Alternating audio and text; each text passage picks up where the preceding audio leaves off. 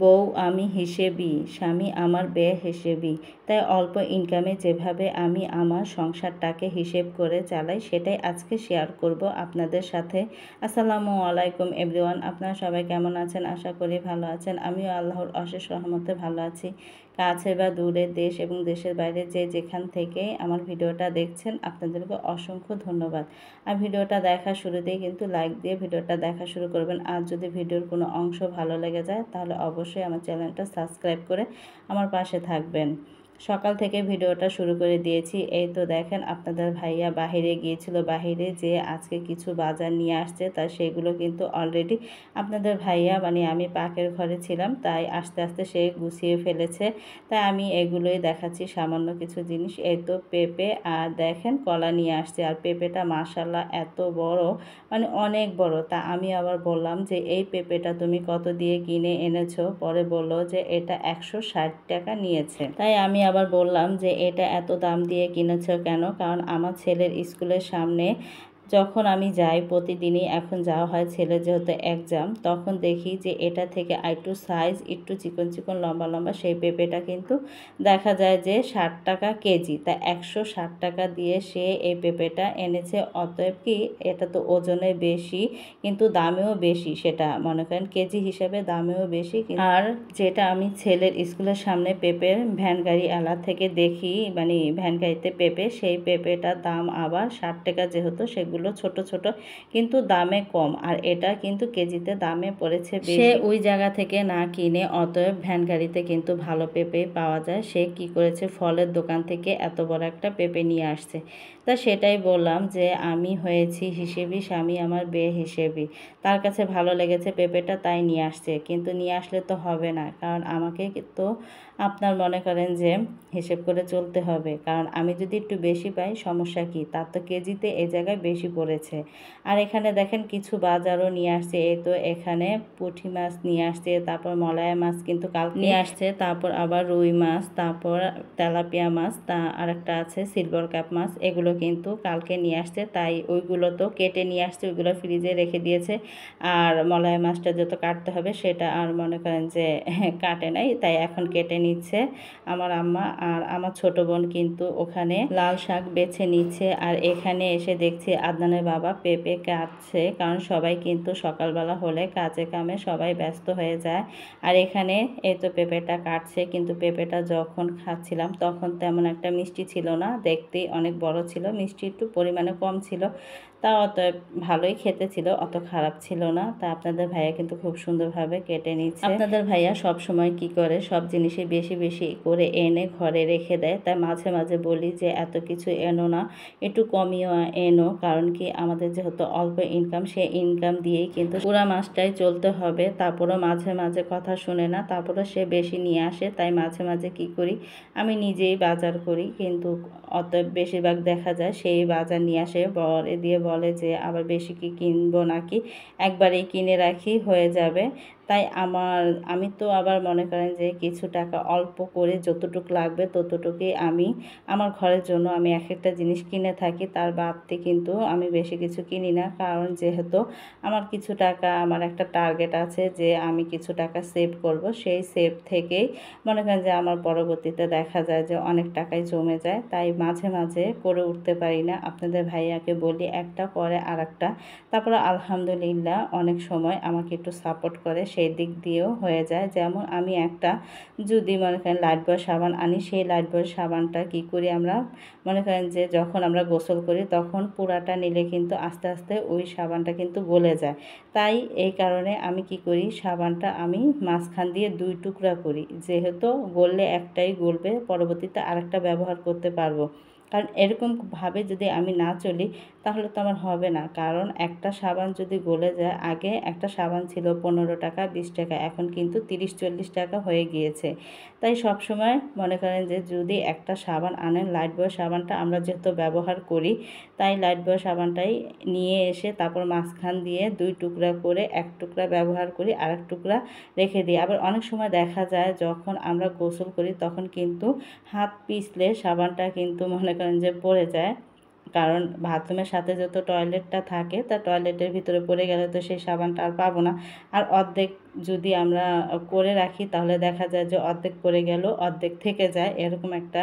তাই আমি সব সময় সাবান আনলে কি করি, সব সময় আমি অর্ধেক সাবানটা ব্যবহার করি, মানে কেটে রেখে অর্ধেকটা ব্যবহার করি, অর্ধেকটা আবার যখন শেষ হয়ে যায় তখন আবার নামিয়ে ব্যবহার করি। তাহলে দেখা যায় কি আমার এখান দিয়েও কিন্তু ভালোই সাশ্রয় হচ্ছে। কারণ একটা সাবান একবারেই তো মনে করেন যে বাথরুমে রাখলে, মানে গোসল করতে গেলে দেখা যায় গলতে গলতে অনেক সময় শেষ হয়ে যায়। তাই যদি অর্ধেক করে ব্যবহার করি তাহলে দেখা যায় যে অনেক দিন আমার এই একটা সাবান দিয়ে গোসল হয়ে যায়। আর এখানে দেখেন আপনাদের সাথে কথা বলতে বলতে আজকে চিকেন বিরিয়ানি রান্না করব।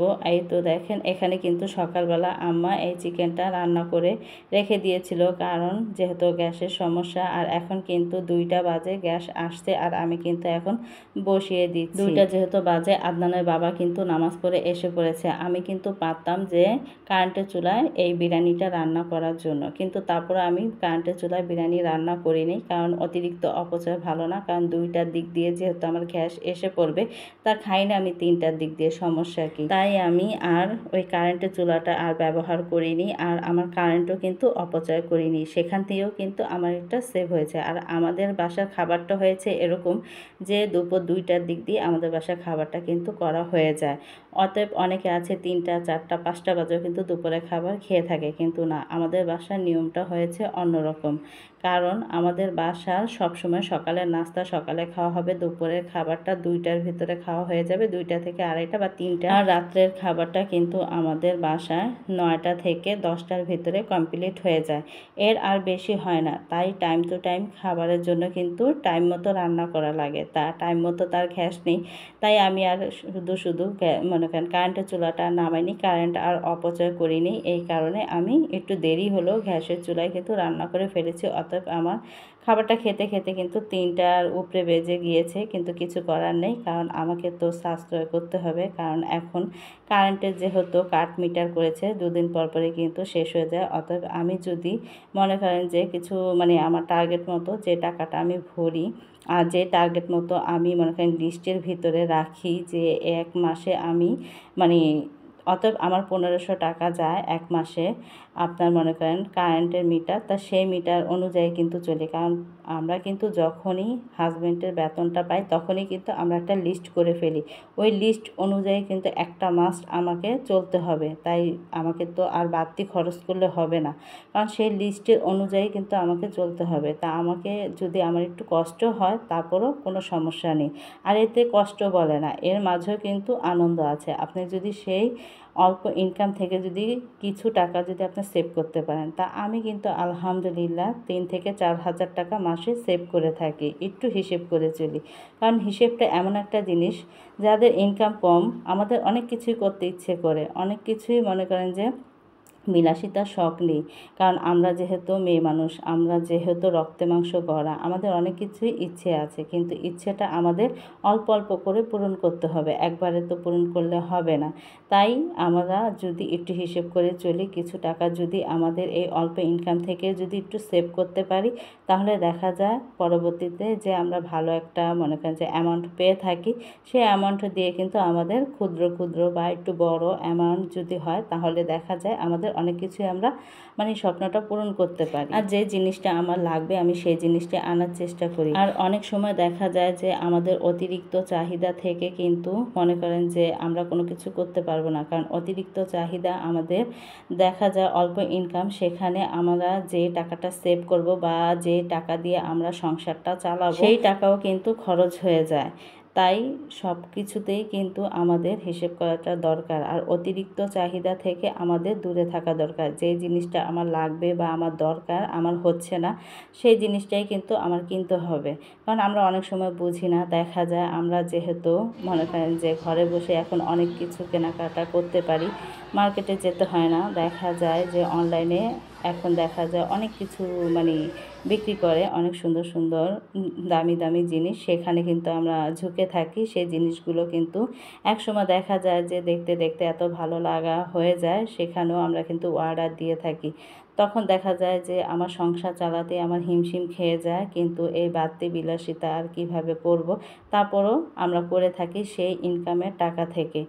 পরবর্তীতে দেখা যায় যে আমার সংসার চালাতে হিমশিম খেয়ে যায়, কিন্তু ওভাবে করলে তো হবে না। তাই আমাদের সবারই উচিত যে অল্প ইনকামে যেভাবে আমরা মনে করেন যে ঘরের বাড়তি জিনিস থেকেও কিছু টাকা সেভ করতে পারি এবং কিছু জিনিস বেশি যেটা লাগবে সেটা থেকেও কিন্তু আমরা অল্প অল্প করে মানে যে জিনিসটা মানে বেশি প্রয়োজন সেই জিনিসটা আমরা যদি একটু বুদ্ধি খাটিয়ে যদি অল্প পরিমাণ করে যদি আমরা চলার চেষ্টা করি, তাহলে দেখা যায় যে সুন্দরভাবে সংসারটা চলতে পারবো। কারণ আমার লাগবে অনেক, কিন্তু আমার তো ইনকাম কম। ওই ইনকাম কমের ভেতরেই কিন্তু আমার যতটুকু লাগবে ততটুকুই কিন্তু আমাকে খরচ করতে হবে। এর বেশি করলে কিন্তু হবে না। এতে দেখা যাবে যে আপনি পরবর্তীতে কিছুই করতে পারবেন না। তাই আমার যেমন আয় আমি তেমন ব্যয় করে থাকি। তা আলহামদুলিল্লাহ, যদি এরকম সবাই যদি একটু হিসেব করে চলেন না, দেখবেন পরবর্তীতে আপনাদের সংসারটাও কিন্তু খুব সুন্দরভাবে আপনি চালাতে পারবেন একটু হিসেব আর বুদ্ধি খাটিয়ে চলে। একজন গৃহিণী পারে তা সব কিছু করতে, কারণ একজন গৃহিণীর পক্ষে কিন্তু সব কিছু সম্ভব। তা আলহামদুলিল্লাহ অনেক ভালো আছি, সুখে আছি, শান্তিতে আছি। আর এখানে দেখেন অনেক কথাই বললাম, আর আমি তো এখানে মুরগি বিরিয়ানি রান্না করে নিয়েছি। আর আলহামদুলিল্লাহ এত মজা হয়েছে, সবাই খেয়ে বলছিল যে অনেক মজা হয়েছে, কালারটাও কিন্তু এত সুন্দর হয়েছে। আর আমি কিন্তু আজকে সোনালী মুরগি দিয়ে তারপর আমি চিকেন বিরিয়ানিটা রান্না করেছি, আর সোনালী মুরগি দিয়ে খেতে কিন্তু ভালোই লাগে। মাশাল্লাহ বিরিয়ানিটা খুবই মজা হয়েছে। আর এখানে কিন্তু আমার ছোট বোন তারপর আমার ছেলে সবাই মিলে কিন্তু বসেছি খাওয়ার জন্য। সবাই বলছে যে অনেক মজা হয়েছে, সবাই তৃপ্তি সহকারে খেলো। সবাই একসাথে খাওয়ার মজাই আলাদা।